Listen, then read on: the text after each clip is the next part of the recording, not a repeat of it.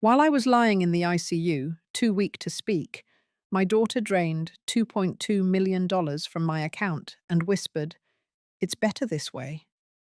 I heard every word. I felt the tug on my oxygen line. I gave her my whole life, and she gave me nothing but silence and a hand on the cord that kept me alive. But someone else was watching, and when the front door flew open, everything changed. What happens when a quiet mother sets her final trap? I heard her voice before I felt her hand. My daughter stood at the foot of my bed in the ICU, her arms crossed, her tone colder than the machines humming around me. She said it softly, like she didn't think I was awake. "We took it all. The money's gone. It's better this way." My chest rose and fell with shallow effort. I couldn't speak, not with the oxygen mask sealed tight across my face. But my eyes moved. I saw her. I saw the shape of her lips form those words. Then I felt the weight of her hand on the oxygen line. It wasn't firm. Not yet. But it was there. A silent threat, dressed as a farewell. Renee was next to her. My daughter-in-law. Younger, sharper, quieter. But her smile said enough. It wasn't grief. It was relief. And it sliced deeper than anything else in the room. I'd spent my life saving that money. 2.2 million. I never bragged. I never took a vacation longer than a weekend. That money wasn't for show. It was meant to protect me from exactly this. I gave them everything. Raised Diana without help. Helped cover Renee's student debt. Co-signed their first mortgage. And now, standing over me, they acted like I was a burden they'd already buried. The monitors beeped steady. My pulse gave me away. Diana leaned closer, her perfume a smell I used to like. "Not anymore." She whispered, "Rest now. You won't remember any of this." But I did. I remember everything. They turned to go. Their heels echoed down the hall like punctuation. But just as the door swung, I caught the sound I didn't expect. A shuffle. Then a click. Then the alarm. It started as a soft chime, something only nurses would notice. But I knew that sound. It meant someone had triggered the security override tied to the ICU protocols. And I knew exactly who had set it up. Linda, my best friend, my only real friend. She was the one who helped me set it all up last year. The alert system, the financial flags, the account locks, the backup trustee clause in case something happened. She was the one who noticed when the withdrawals started 3 hours ago. She didn't call me. She called the police. She called Michael.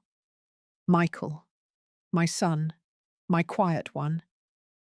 He hadn't spoken to Diana in months, not since their last argument over what she called my hoarding tendencies.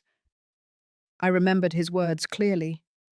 "If anything ever happens to you, Mum, I won't be the one standing there with excuses. I'll be standing there with answers." And suddenly there he was. The door slammed open, hard, with purpose. Michael walked in, followed by 2 uniformed officers and a man in plain clothes I didn't recognize. Renee froze mid-step. Diana spun around, her face pale. The man in plain clothes spoke first. His badge came out smooth. His voice was steady, no drama, just fact. "I'm with Financial Crimes Division. We need to speak to Diana Caraway and Renee Wallace regarding unauthorized transfers exceeding federal thresholds." Diana stuttered. Renee said nothing. Michael didn't speak either. He walked straight to my bedside, his eyes on mine. He didn't touch the oxygen line. He touched my hand. And that's when the monitor showed it. My heart rate jumped. It was the first time in 3 hours I felt something like safety. The detective began reading rights. Renee whispered something about a misunderstanding. Diana raised her voice, But the words fell apart. The police didn't care. They were here to serve process. Linda arrived seconds later. She had a folder in her hand, thick and labeled. She walked straight to the detective, handed it over, then turned to me. Her eyes were steady. She gave me the smallest nod. I blinked once. She understood. The detective opened the folder and pulled out transaction logs, matched signatures, and printed emails. He asked Diana if she recognized the authorization forms. She denied them. Then he pulled up the bank camera stills. Diana, Renee, sitting side by side at the bank, signing documents, laughing, not once looking at the paperwork. Renee folded first. Her voice cracked. She said she didn't know it was illegal, that it was Diana's idea. Diana turned to her, stunned, then furious. Michael raised his voice, calm but sharp. You stole from her, and you tried to kill her. Renee broke. Diana lashed out. But the officers were already moving. You know, I never thought it would end like this. I thought if I ever lost control of my life, it'd be because of my age, my health, not because of my own blood. But here's the thing. I had a plan. I had Linda. I had Michael. And I had the one thing they underestimated. Time. I used every quiet moment of my later years to build a wall they didn't see coming. And now, standing here, dragged into the light, they finally realized. They never had control. Not really. I did. And now they would lose everything they thought they won. This is just the beginning. Stay with me. I stayed awake through all of it. The cuffs, the silence that followed, the sudden chaos inside that cold, white room. There's something sobering about watching your daughter and your daughter-in-law escorted away by people in uniform while you lie in bed with tubes in your arms. Linda never looked at them. She never needed to. She had already done what needed doing. Michael stepped out for a moment to speak with the detective in private. From my bed, I watched Renee glance back, maybe hoping for someone to defend her. Diana kept her chin up, pretending none of it mattered, but her shoulders told another story. When the room finally cleared, Linda came to my side. You were right, she said softly. They moved the money at 3:17 p.m. today. It was a coordinated transfer, broken into 4 sub-amounts to avoid federal reporting. The system flagged it. So did I. I blinked. Once. I couldn't thank her. Not with words. But we had known each other long enough to understand things without saying them. She reached into her bag and pulled out another folder, this one thicker, labeled in her handwriting. It held everything I had ever asked her to prepare. Emergency protocols, transaction history, bank camera screenshots, even a backup key to the trust account. I had set the trust up 3 years ago, quietly, legally. It was ironclad, with one clause that mattered more than any other. If someone accessed the primary account without my consent, or attempted to use a falsified signature, the entire sum would be frozen, and a fraud investigation would launch automatically. Linda had helped me design it, not as revenge, but as insurance. I never wanted to believe I'd have to use it, but that folder in her hand said otherwise. Michael returned with a set of documents from the officers. He placed them gently on the rolling tray beside my bed. They're pressing charges tonight: fraud, attempted murder, identity theft, and the trust is holding. You're protected. His voice didn't shake, but I saw the tension in his jaw. My boy had spent years biting his tongue while Diana played puppet master with the family name. Now he stood at the edge of her undoing, and he didn't flinch. He pulled a chair next to me and sat, fingers clasped. I thought he might say more, but he didn't. He just sat with me, like he used to when he was a kid and I was too tired to talk after work. He never needed words then either. Outside, the hallway buzzed with activity. I could hear the detective updating someone on the phone, voices clipped, purposeful. Somewhere down the corridor, Renee cried. Not the quiet cry of someone who regrets, the wild, shaking cry of someone caught too late. Linda stepped away to make copies. Michael remained by my side. I could feel something heavy shifting in the air, something final. When the nurse came in to check my vitals, she paused. It was Abigail. Her hands were steady, but her eyes held questions she didn't ask. She adjusted the line, reset the monitors, then looked down at me. "I saw what happened," she said softly. "I didn't know what to do at first, but I saw, and I told them. I hope that was right." I wanted to reach for her hand. My fingers barely twitched. But she saw it. She smiled, just a little, nodded once, then slipped out of the room. After she left, I stared up at the ceiling. The lights above buzzed faintly, like old wires humming secrets. My heart was tired, but my mind had never been sharper. They really thought I wouldn't wake up. They really thought they could win. I closed my eyes for a moment. Behind the lids, I saw my life in sharp pieces.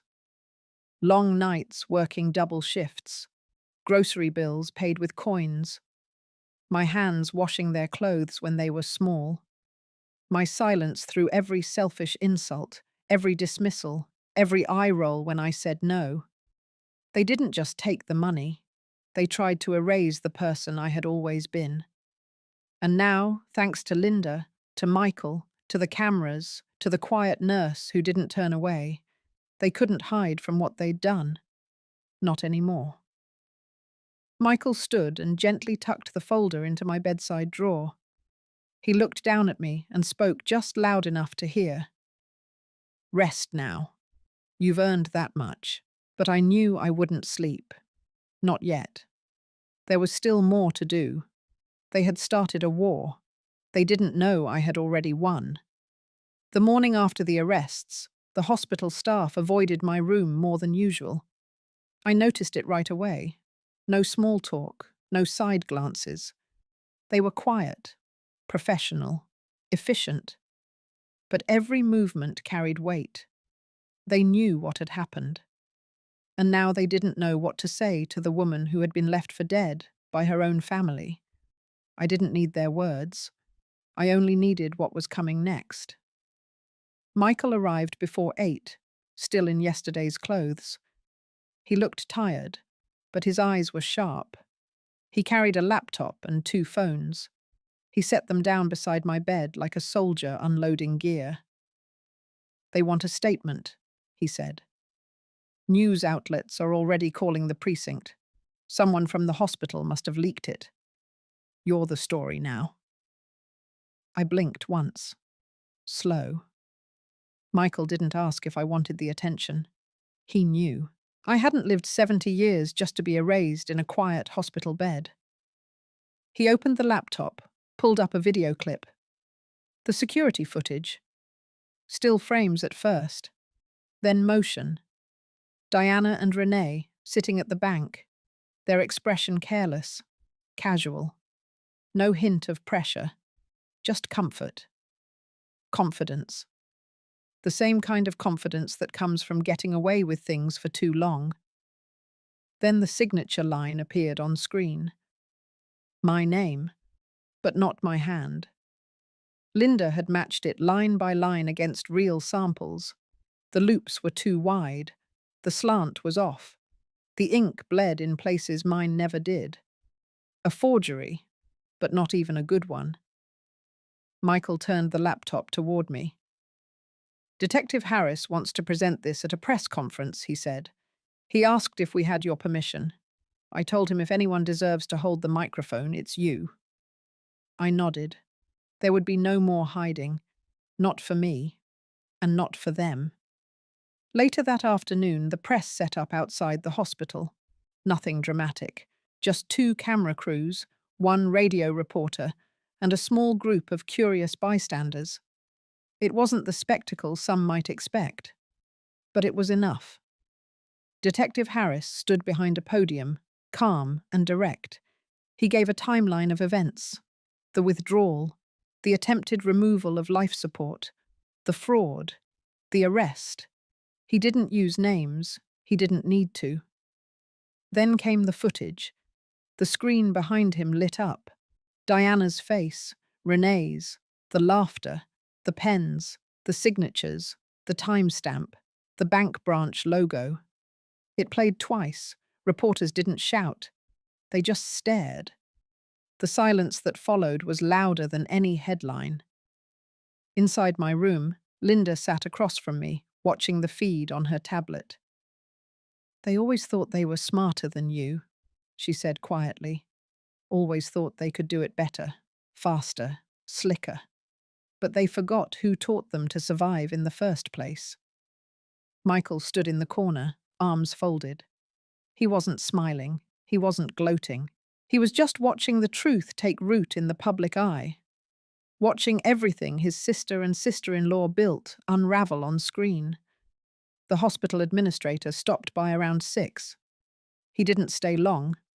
He offered polite words, careful language, said the facility had initiated an internal review, that Abigail's statement had been verified, that the hospital would be cooperating fully with law enforcement, and that if I needed anything, anything at all, his office was open. I didn't blink. I just listened. He left quickly. A nurse came in soon after. Not Abigail. Another one. Younger. Nervous. She checked my chart, adjusted a setting, whispered something soft about being sorry. But I wasn't the one who needed to apologize. I was the one who survived. That evening, Michael returned with more documents. His wife had dropped off clean clothes and a stack of mail from my house. He placed a letter in my hand. I turned it over. No return address. But I knew the handwriting. Diana. Michael said it arrived that morning, hand-delivered to the mailbox. No postage, no envelope. He hadn't opened it. He left the room to give me space. My hands shook as I unfolded the paper. It wasn't an apology. It wasn't even denial. It was a list. A list of all the things she believed I owed her. The hours I didn't spend with her when she was little. The choices I made that didn't center her. The boundaries I set that she called punishments. She ended with a line that stuck in my throat. "You made me hard. Now you get to see how hard I can be." I let the paper fall to the floor. That wasn't regret. That was warning. She still thought this was a fight she could win. But it wasn't a fight anymore. It was a reckoning. Michael came back in and saw the letter on the tile. He didn't ask. He didn't touch it. He just looked at me, and I gave him the smallest nod. The next day, the press released the audio, the one from the ICU hallway, Diana's voice, Renee's whisper, the words they spoke before they thought anyone was listening. "Let's just say goodbye and be done with it. She won't even feel it." Those were the words, and they were recorded, public, forever. There was no coming back from that. By the end of the week, both Diana and Renee had lost their jobs. Their legal counsel released a statement saying they denied all intent to harm, that it was a misunderstanding, a family matter. But the cameras said otherwise, and so did the law, and so did I. They didn't just try to end me, they tried to erase me. And now, every piece of what they did was being stitched back together, not just as evidence, but as history. I was still here, breathing, watching, remembering. And I wasn't finished yet.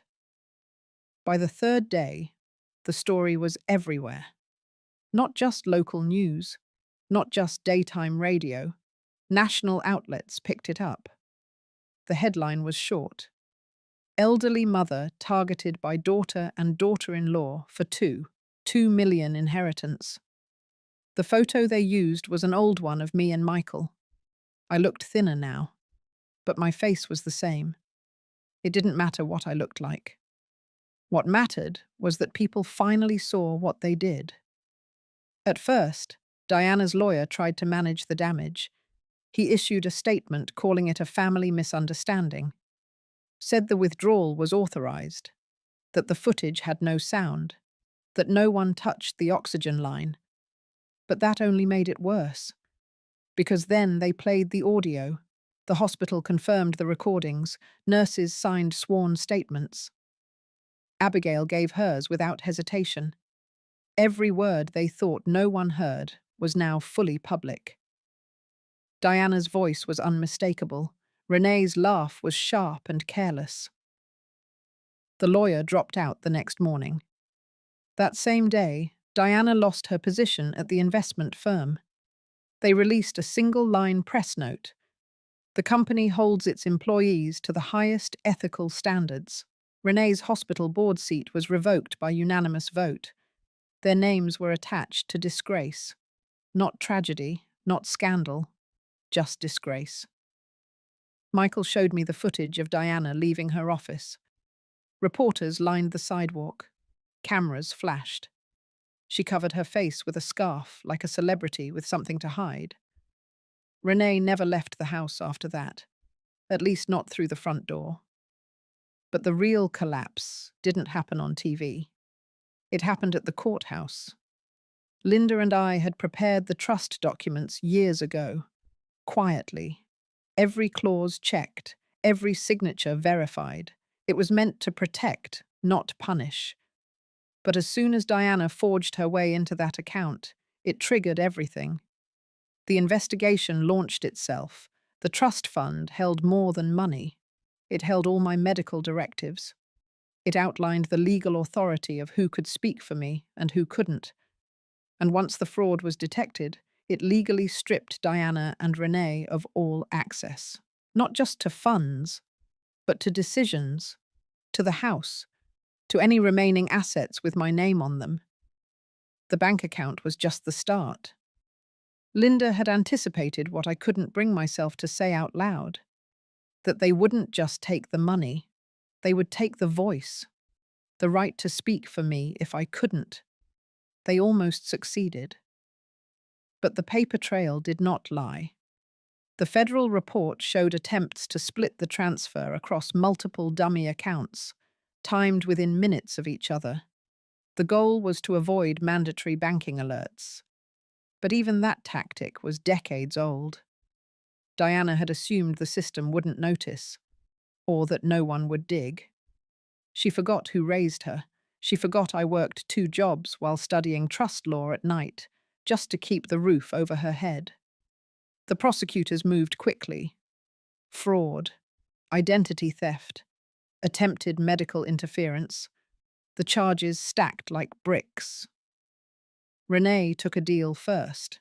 She admitted to assisting in the transfer, knowingly signing falsified documents, and being present during the attempt to remove life support. Her plea spared her the worst of it. But it came with a price. She had to testify. Against Diana. The trial date was set before the week ended. They offered Diana a plea bargain too. Lesser charges, probation, restitution. She refused. She wanted to fight. She thought she still had power. She had none. When the financial records came in from the Cayman accounts, it sealed everything. Hidden funds traced back to Diana, dummy companies, shell transfers. It painted the full picture. And the picture was damning. Michael sat beside me each morning with updates. He never gloated. He just told me what I needed to know. And each day, as Diana's walls crumbled, I said less and less. Not because I had nothing left to say, but because silence had finally become the loudest answer.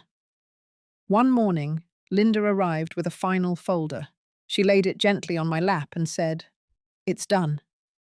I opened it slowly. Inside were the amended documents. All property transferred to a new trust, excluding all immediate heirs except Michael. The clause that allowed for reinstatement of Diana or Renee had been voided. Permanently. I looked up at Linda. She nodded once. It wasn't revenge. It was protection. The headlines faded after a week. Another scandal took over the cycle. Something political. Something messy. But for me, it was never about the headlines. It was about watching the ground fall out from under those who thought I was too weak to stand. Abigail stopped by that afternoon. She looked calmer, more confident. She said she had transferred to another ward, less intense. But she wanted me to know something. "What you did," she said.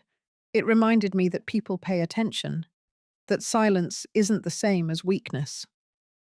I didn't speak, just pressed her hand. The days passed quieter after that. I no longer needed to defend myself. The truth had done that for me. Publicly, legally, personally. Diana tried once more to send a message through Michael. A note. Apologizing, sort of.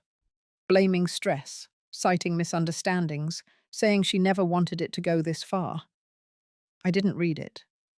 I asked Michael to place it in the same folder as the trust paperwork. Let it sit there. Let it rot with the evidence. Renee never reached out again. Her name was no longer on anything. She was no longer married. Her husband filed divorce days after her arrest. It was done. They weren't just removed from my life. They had removed themselves. And now the damage they thought they buried came crashing back on them. Publicly, legally, permanently. This wasn't an ending. This was the reckoning they wrote themselves into. It was a Tuesday afternoon when the knock came. Not the firm kind that warned of uniforms or urgency. This one was softer, hesitant, almost polite. Michael stood near the window and gave me a glance. Not asking, just waiting. I nodded. He stepped out and opened the door. I could hear her voice before I saw her. Diana. It had been weeks. Long enough for the noise to die down in the press. Long enough for the lawyers to settle into the mechanics of what came next. Long enough for everyone but her to understand that this wasn't a misunderstanding. It was a fracture. She stepped into the room slowly, as if afraid the floor might shift beneath her. Her posture was different, shoulders tight, arms locked to her sides, lips pressed together in a line that used to be a smile. Michael left without a word. The door clicked shut behind him. She didn't speak right away. Her eyes moved around the room like she was memorizing the way it looked, or maybe stalling for what to say. I didn't offer her a seat. I didn't invite her closer. I let her feel the distance she had created. Finally, she spoke. "I just wanted to say something in person." I stayed silent. She took that as permission. She said things I expected. That she never meant for it to go this far. That it got out of control. That she made a mistake. That Renee pushed her. That I had always loved Michael more. That the money was just sitting there. That she thought she was protecting the family. Her voice cracked once. She didn't cry. She just waited. I let the silence return between us before I responded. My throat was dry, but my words were steady. "You didn't just try to take money. You tried to erase me." Her face tensed. She looked down, then back up. There was a flicker of something familiar in her expression. Not guilt, not remorse, just recognition, like she finally understood that I had seen through everything. "I raised you," I said slowly. "I covered your rent, paid your tuition. I stood in court with you when your first husband left. I let you back in my house when you had nowhere else to go. And you thanked me by stealing the only thing I had left to protect myself. She started to speak, but I lifted my hand. The room went quiet again. I'm not here to fix you, I said. That's over. You will face the law. You will face what people now know about you, and you will carry that weight alone. Her chin dropped. Her fingers twisted the strap of her bag. She looked smaller than I remembered, not just physically, but somehow less formed, less certain, like the shell she'd built was cracking from the inside. I don't hate you, I said. I've never hated you. That would be giving you too much space inside me. But I won't save you from what you chose, and I won't soften the truth for anyone. She looked up, eyes searching. I could feel the silence stretching between us again. This time it didn't hurt. This time it held my boundaries, not my wounds. She took a step back, then another.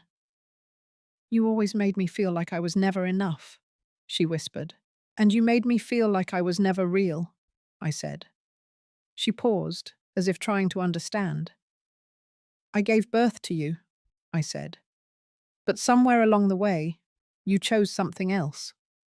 Power, control, a version of love that looked more like a transaction than a relationship. And now you've spent everything you had trying to win a war I never started. She nodded once. Not agreement, just acknowledgement. I stood slowly, careful of the IV line still taped to my arm. My body wasn't strong yet, but I was upright. And she saw that. She saw I hadn't been buried. You will walk out of this room, I said, and you will remember today for the rest of your life, because this is the day your mother told you she survived you. Her lips parted, then closed again. She turned without another word and walked to the door. Her hand trembled slightly as she reached for the handle. She didn't look back. When the door closed behind her, I exhaled. Michael came in a few minutes later. He didn't ask what was said. He didn't need to. He looked at my face, then gently picked up the folder that held the final trust papers. He added a sheet. It was a notarized statement, signed by me the day before. It declared that under no circumstances would Diana be reinstated into any estate, any medical directive, or any legal consideration tied to my name. It was final. It wasn't written in anger. It was written in clarity. There is a kind of power in knowing who you are, after someone has tried to reduce you. A kind of stillness that comes from naming what was done and choosing not to carry it further. I didn't hate my daughter, but I no longer defended her. I no longer explained her. I no longer offered her the right to rewrite our story. She had written her chapter, and now I had written mine. The quiet came in slowly, not all at once. It started with the silence of my phone, no more calls from lawyers or hospital administrators. Then the emails stopped. Then the news stopped covering it. The camera crews that had hovered outside the building disappeared. The nurses on rotation no longer paused outside my door to whisper. There were no more court hearings to prepare for, no more headlines, no more decisions to sign under pressure. Just breath. Just the space to think without watching my back. I stayed in recovery for another week. The doctors wanted to be sure the stress hadn't caused further damage. My body needed more time than I had hoped. But for the first time in months, my mind felt unburdened. One morning, Michael came with breakfast, a simple egg sandwich from the place near my old house. He didn't say much. He just unwrapped it, cut it in half, and placed the plate beside my bed. His hands still moved with the quiet grace of a son who had learned how to sit with a mother who didn't speak unless she meant to. I ate slowly, watching the sun shift across the blinds. When I was done, I looked at him and said, "It's time." He knew what I meant. 2 days later, I was discharged. Linda picked me up herself. She brought the old car she and I used to drive up the coast when we were both younger. It smelled the same, like vanilla and dust, and the faintest trace of peppermint gum. As we pulled away from the hospital, I didn't look back. There was nothing there I needed anymore. No weight, no memory that hadn't already been sorted through and laid to rest. We drove in silence until we reached the edge of town. She glanced at me once, then asked where to. I gave her an address, not my house, not Michael's. It was the local women's centre, a small building near the library painted blue and white. It was where women my age came when they had no one else to call. Widows, divorcees, survivors of long, invisible wars. They came for food, for guidance, for someone to say, "You still matter." I had been donating in small amounts for years, quietly, nothing anyone would write about. But this time was different. Inside the centre, I met with the director, a woman in her 50s named Carla, kind face, firm hands. She had heard what happened. She didn't bring it up. I handed her the folder myself. Inside were the papers finalizing the transfer of my remaining estate into a fund for women over 60 who needed legal support and transitional housing. It included the house Diana had once tried to claim, the vacation property she never knew I still owned, and the trust that now held the rest of the 2.2 million. I told Carla the name of the fund, the Helen Caraway Foundation for Dignity in Aging. She didn't say much, just reached across the desk and held my hand. Later that afternoon, I sat in the garden behind the centre. It wasn't big. A few benches, some overgrown rosemary and patches of lavender. But it was quiet, and it held peace the way certain places just do. Michael met me there. He brought Abigail. She had transferred to another unit, but she hadn't stopped checking in. She said watching what happened reminded her that no one is too old to fight back, that people still pay attention, that kindness matters, but so does truth. I looked at her and saw something I hadn't noticed before. She reminded me of myself, not when I was young, but in the middle years, when I was trying to hold a job, raise kids, keep a roof over our heads, and still have enough left in me to sit quietly at night and not cry. The years no one ever talks about, the ones that wear you thin and harden your smile. Before they left, she leaned in and whispered, "Thank you." I nodded. When the sun dropped lower, I stood up. My body still moved slower than before, but each step felt deliberate, measured, earned. Linda met me at the curb. She didn't say anything about the papers. She didn't ask what came next. She just opened the car door and waited. As we drove back, I looked out the window at the familiar roads. I thought about all the years I had given, thinking love was the only currency that mattered. I thought about how often I had forgiven in silence, hoping it would speak loud enough on its own. I thought about the meals I cooked, the checks I wrote, the apologies I never received. And I thought about the moment Diana put her hand on the oxygen line. She had already decided then who I was to her, just a step in the path towards something she thought she deserved. And now, she would have to carry that moment, not me. I didn't need her apology anymore. I didn't need the last word. I had chosen what to keep and what to leave behind. There's a kind of stillness that only comes after something breaks. It doesn't happen right away. At first there's noise, a crash, a storm of consequences. But eventually things settle. Not back to what they were, but into something else. Something quieter. And that's where I found myself. After the foundation was launched and the legal matters finalized, I moved into a smaller place on the edge of town. A modest one-story with a porch wide enough for 2 chairs. No stairs, no reminders. Just what I needed, and nothing more. I filled the space slowly. A photograph of my husband on the mantel. a cross-stitched pillow from years ago, though I never had the patience to finish more than one. A few worn cookbooks with pages folded where Michael used to mark his favorite dishes as a boy. No clutter, no shadows. Michael helped me with the move.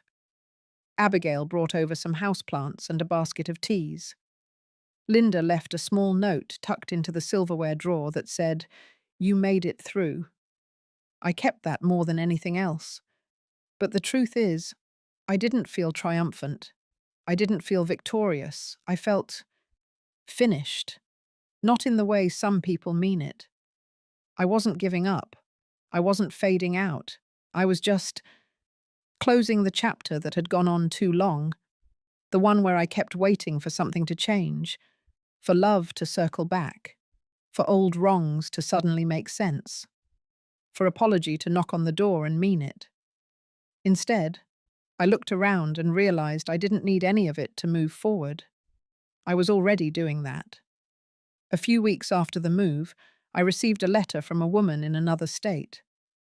She had read about the foundation and wanted to thank me. Said she had spent the last 10 years feeling invisible after being pushed out of her own family home. Her children never called. Her name was never listed on anything. She didn't even have her own mailbox anymore. She ended the letter with one line I kept rereading. "You reminded me that I'm still mine." That stayed with me. It reminded me of a moment decades ago, long before Diana or Michael were born. I was 19, working nights in a factory, renting a room above a bar, and eating toast for dinner most nights. I had one drawer of clothes, one pair of shoes, and nothing in my name. But I remember sitting at that tiny kitchen table, writing my name on the back of an envelope, just so I could see it printed on something that belonged to me. Helen Caraway. It was barely ink on paper, but it was mine.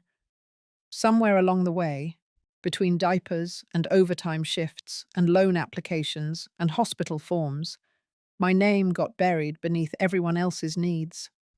That's what motherhood can be. A slow erasure you agree to without realizing what it costs. And by the time you notice, someone else is already signing your name like it belongs to them. But now, I had it back. Not just the name, but the story, the whole thing, written in court records and headlines and quiet conversations and signed trust papers, etched into the memory of every person who watched the news and said, "I won't let that happen to me." I never expected to be anyone's lesson. I never wanted that. But if that's what came of it, I could live with that. One morning, Michael brought over some paperwork. Not legal documents this time. Just forms for a speaking event the foundation had been invited to. A panel on elder care and financial autonomy. They wanted me to speak, to share what happened, to explain why I did what I did. I told him I would think about it. The truth is, I didn't know if I wanted to say it out loud. I had lived it. Every second, every breath. I didn't know if it needed to be spoken again, or if it was already loud enough on its own.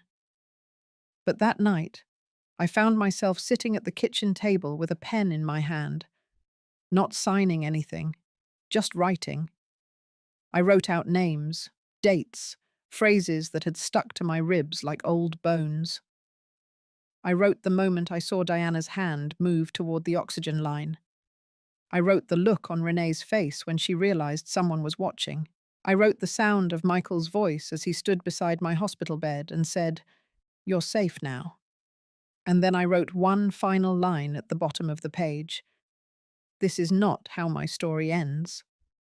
I folded the paper, slid it into a drawer, and poured myself a glass of water. Outside, the wind pushed against the side of the house. The porch creaked a little, the way wood does when it remembers weather. But inside it was calm, warm, held. No threats, no tension, just the sound of my own breath. Even, steady, mine. A few weeks after settling into the new place, I received a call from someone I hadn't spoken to in over 20 years. His name was Reverend Cole. He had been the pastor at our family church for most of my adult life. I remembered the way his voice used to settle people in the pews. It wasn't loud or fiery, just steady, clear, like someone who had seen too much and learned when to let silence do the work. When my husband passed, Reverend Cole had spoken at the service. He had sat with me afterward in the empty sanctuary, while the flowers wilted under the heat of the stained glass windows. He didn't offer advice. He just listened. And somehow, that was the only thing I needed. After that, we lost touch. I moved across town. The church changed, new families came in, life got messy, and the space between people widened, as it often does. But that morning, his name came through on the caller ID, like an echo from another life. He said he had read the stories, not just the news reports, but the letters, the foundation updates, the speech I finally agreed to give last week at the community hall. I saw your name again, he said, and it made me remember who you were before all this. I invited him over the next day. He arrived in a brown coat, older than some of the trees outside. His hair had turned to silver, his back bent slightly with time, but his presence was unchanged. He still moved like a man who didn't need to command a room to own it. He brought a paper bag with 2 slices of banana bread and a folded newspaper. He said the bread was from a new widow in his congregation who insisted he share it. The paper, he admitted, he brought just out of habit. We sat on the porch. The breeze tugged gently at the wind chimes. No one rushed to fill the silence. Eventually, he looked at me. You always held yourself like someone who knew how to wait for the right moment, he said. I sipped my tea, then replied, I waited too long for some things, but I'm not waiting anymore. He nodded. That's why I came. He pulled something from the inside pocket of his coat. A letter, handwritten, addressed to him. The handwriting was familiar. I couldn't place it at first, but something about the way the letters curled at the edges stirred something in me. He laid it on my lap. It's from your daughter, he said. I looked at him, not in shock, not even in anger, just with a quiet question I didn't speak aloud. He answered anyway. She wrote to me 2 weeks ago, asked for guidance, not forgiveness, not advice, just a place to speak without being judged. I didn't touch the envelope. I just let it rest on my knees. He didn't push. We sat in the quiet again, the sun dipping low behind the trees, casting long shadows across the porch floor. You don't owe her reconciliation, he said, but you deserve peace, and sometimes peace is found in understanding why people break the way they do. I listened. He didn't preach. He didn't quote scripture. He spoke like a man who had buried too many people with words left unsaid. He told me about a woman who had stolen from her sister after their father died, about a son who had forged his mother's name on a home loan, about the ways families can wound each other with precision because they know exactly where to strike. He didn't tell me to forgive. He didn't ask me to forget. He simply said this: you survived what was meant to end you. Now you get to decide what kind of silence you carry from here on out. That stayed with me. When he left, he didn't shake my hand. He placed it gently on my shoulder. Just once. Just enough. I sat there long after his car disappeared down the road. I didn't open the letter. Not that night. Not the next day, either. But I kept it on the table beside my bed. Not because I needed to read it, but because I needed to know I had the choice. For once, the decision belonged to me. And that, more than anything she could have written, was the beginning of my healing. The town didn't change overnight. The roads still cracked after the frost. The corner store still closed early on Sundays. The mail still came late, especially when it rained. But there was a shift. Small at first, easy to miss unless you knew what to look for. It showed up in the way people greeted me, not out of pity, not with the polite eyes of someone avoiding discomfort. It was different. They looked straight at me, nodded with a kind of quiet acknowledgement. Some of them didn't say anything at all, but the silence was no longer avoidance. It was respect. It happened again at the grocery store. A woman about my age, maybe a few years older, stood behind me in line. She wore a faded red cardigan and carried one of those canvas totes with hand-stitched patches on the sides. When I turned to step forward, she touched my elbow gently. "I saw what you did with the fund," she said. "You made room for the rest of us." I didn't have a reply, just a nod. Later that week, Linda forwarded me an email. It was from a county in another state. Their community center wanted permission to model their new grant program after our foundation. They had read about it in a piece published by a non-profit magazine focused on aging with dignity. The article included my name, a photo I didn't know they had taken. Me, sitting in the sun outside the women's center. Not smiling, not frowning, just there, real. I gave permission, of course, but I asked them to remove the picture. The story was enough. At the foundation's next board meeting, Carla said something that stayed with me. People are showing up differently now. She meant the clients, the women who walked through those doors with folders clutched to their chests, afraid of being turned away, ignored, or dismissed. They came in taller now, still scared, still unsure. But something had shifted. It was as if they had seen one of their own survive something they never thought survivable. And that survival had become permission. The foundation saw a spike in applications that month, not just for financial help, but for volunteer work. Women who had been silent for years stepped forward. Some offered to teach basic finance. Others wanted to start support groups for legal navigation, medical advocacy, or estate planning. They didn't want to just receive. They wanted to participate.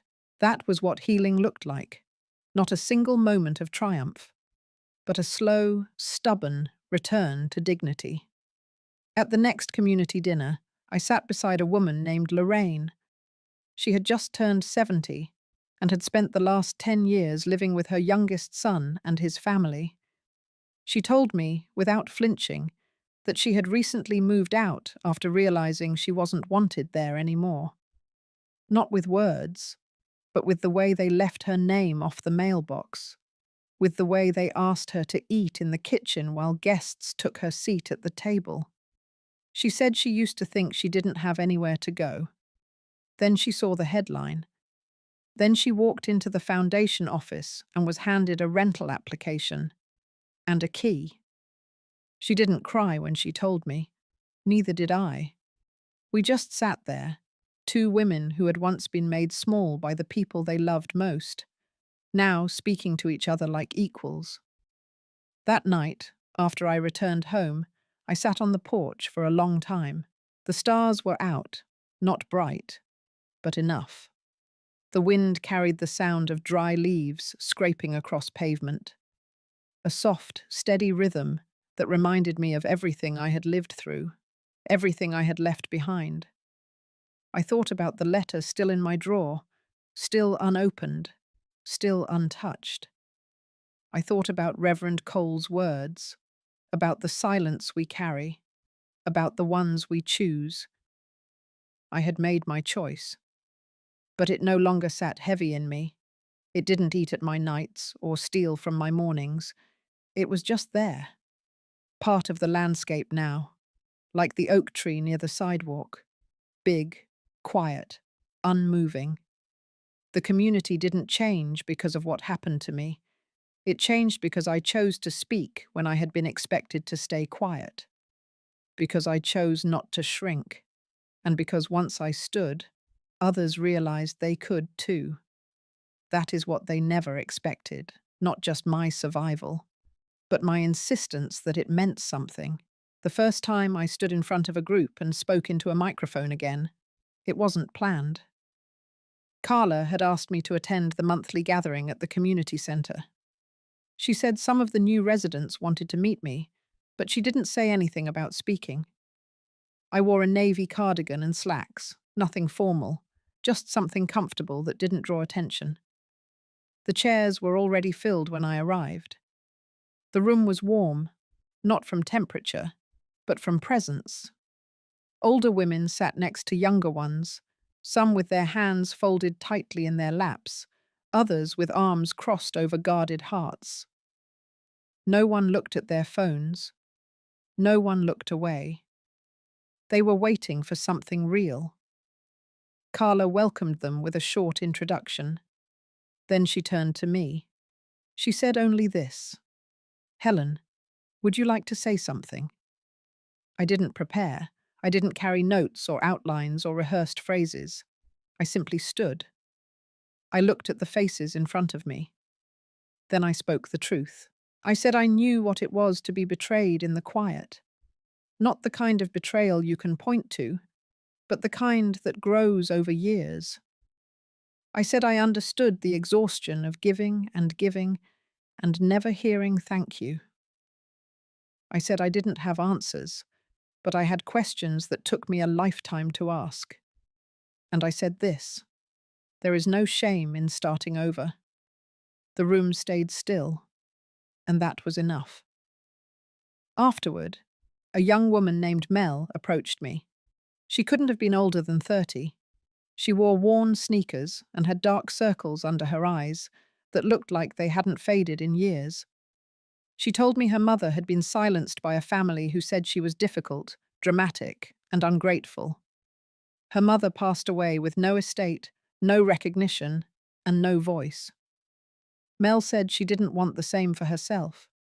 She asked how I had known when it was time to speak up. I told her I didn't know. I just knew it hurt more to stay quiet. She nodded once, then left. That night, I walked home alone. The wind had picked up. Leaves scattered across the sidewalk in little dances. The streetlights cast long, trembling shadows. And I realized something I hadn't named before. For the first time in my life, I trusted my own footsteps. It's a strange thing to admit, that even after decades of motherhood, marriage, work, and sacrifice, I still hadn't fully trusted myself. I trusted others to define me. I trusted their versions of me more than my own. The good daughter, the responsible wife, the steady employee, the quiet mother. But I never trusted the part of me that said no, or the part that said enough, or the part that questioned if silence was really love. Now that voice was louder, not angry, just certain. A few days later, Michael visited with his youngest. Her name was June. She was 6, with a lopsided braid and a front tooth missing. She carried a picture she had drawn in school. It was a house with a big tree, a swing, and a woman with grey hair standing in the doorway. She told me it was me. I looked at Michael. He said June had heard parts of my story from her mother. They hadn't hidden it. They told her the truth in pieces small enough for her to carry. I asked June what she wanted to be when she grew up. She said brave. Not rich, not pretty, not famous, just brave. She didn't say it to please me. She said it like she already believed it. Later that afternoon, Michael asked if I had plans for the fall. I told him I was thinking of teaching again, not at a university or school, just informal workshops at the centre, estate planning, financial literacy, legal advocacy, things no one teaches women until it's too late. He smiled. Then he asked if I felt like myself again. I thought about that for a long time after he left. The truth is, I didn't feel like the old me. I felt like someone new, someone rebuilt, not restored. There was a time when I measured myself by what I had given, how much I could absorb, how much I could endure without falling apart. Now I measured myself by what I protected, what I preserved, what I reclaimed. I had trusted people who used my silence as a path to power. Now I trusted myself enough to never let that happen again. That was the gift, not the foundation, not the recognition, but the quiet knowledge that I belonged to myself again, and no one could sign that away. That fall, the trees turned early. The leaves outside my window curled into shades of rust and amber before the first cold snap. Every morning I sat with a blanket over my knees and a mug in my hands, watching the same breeze scatter the season across the lawn. I let it pass without rushing it. The work at the foundation continued. Carla kept me updated, but I took a step back. Not because I was tired, not because I wanted out. I just knew the story was moving forward now, even without me at the center of it. I had passed the torch without ceremony, and somehow that felt more honest than a speech. Linda stopped by once a week. She brought news from her end of town, pie from the co-op bakery, and the same wry smile she'd carried since we were both 20-something women with opinions no one wanted to hear. We didn't need to talk much. Our silences had their own language by now. She stayed an hour or two, then left without dragging out the goodbye. Michael came by on Sundays. June sometimes brought drawings, sometimes brought her own small questions, the kind that don't always need answers. She sat next to me on the porch one afternoon and leaned her head against my arm. We didn't speak, but that touch, quiet and steady, carried more than any apology ever could.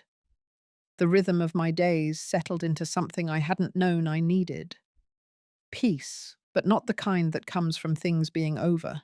It was the peace of knowing I had come out the other side without needing to prove anything anymore. And yet, there were nights when the quiet stretched too far. One of those nights, I had a dream. In it, I stood in my old kitchen, the one from the house I raised my children in. The wallpaper was still peeling in the corners.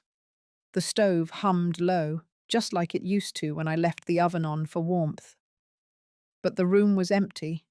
No clutter, no voices, no smells of stew or coffee or cinnamon toast. Just me. And across from me, a chair, not facing me, just sitting there. In the dream, I knew someone had just left. The cup on the table still steamed, the cushion still held an impression. But they were gone, not out of malice, not with rage, just gone. When I woke up, the house was still. No ticking clocks, no cars outside, only the hush of the walls breathing with me. It didn't feel like sadness, it felt like the beginning of letting go. That morning, I opened the drawer beside my bed and pulled out the envelope Reverend Cole had handed me weeks ago. Diana's letter, still sealed, still untouched. I held it in my hands for a long time. Then I set it back down. I didn't need to read it. There was a time I thought closure had to be earned by finishing every sentence, by hearing every excuse, by revisiting every moment. But that time had passed. What I had now was not closure. It was clarity. And it didn't come from understanding her. It came from understanding me. I had given enough of my breath to things that didn't breathe life back into me. So I stood, slowly, letting my legs warm beneath me. I folded a shawl across my shoulders and stepped out onto the porch. The morning light was soft, not fully awake yet, like a child stretching before the day. I sat in my chair, closed my eyes, listened to the breeze move through the trees, and let everything else pass. The winter that followed came early and quiet. Frost lined the porch railing before Thanksgiving. Michael offered to install a new heater, but I told him not to worry. The small one I had worked just fine. I liked the way it hummed, like an old friend still trying its best. I didn't need much, just warmth, a cup of tea, and the quiet company of my own thoughts. The days shortened, the light slipped in slower and left faster. But I didn't feel the usual loneliness that creeps in when the shadows come too soon. I had learned to live in the soft hours, to trust them. That December, the community centre held a small gathering. They called it a celebration, but it was really something gentler than that. Just women from different walks of life sharing soup, folding donated blankets, and passing stories like small gifts no one asked for, but everyone needed. I sat near the window, watching June colour on the floor while Carla read aloud from a local paper. The foundation had been listed in a year-end feature as one of the most impactful new programs for elder justice. The photo accompanying the article was one I had finally agreed to. A side profile. Soft light. Me holding a folder, eyes forward. I didn't recognize myself at first. Not because of how I looked, but because I no longer saw the woman who waited for permission to take up space. After the event, I walked home slowly. The sidewalk glittered faintly with leftover frost. Each step left a print that would fade before morning, and I thought to myself, that's enough. Not every mark has to last to matter. Back in my kitchen, I pulled out a small notebook. I wrote one last entry. Not a letter, not a statement, just a line. I leave behind this version of me, not in anger, but in peace. I didn't sign it. I didn't need to. I knew it was mine. A week later, I prepared a small box for June. Inside was my mother's silver locket, a photograph of her as a child, and a note written in even strokes. Be brave, but also be soft. Your strength is not in what you carry, but in what you choose to let go of. That was the last thing I wrote, because sometimes the most important part of any story is knowing when to stop speaking and simply let it breathe. What I leave behind isn't just money. It isn't just property or paper. It's a path, lit by every moment I thought I wouldn't survive, and still did. And now, it belongs to someone else. If this story reminded you of a moment when you had to stand alone or find your voice after being silenced, you're not alone. Healing does not always look like justice, but it often begins when we tell the truth. If you know someone who needs to hear this, feel free to share it. And if you've ever been made to feel small in your own story, I hope this reminded you that you still hold the pen. Thank you for spending time with me. Until next time, be kind to yourself. You deserve it.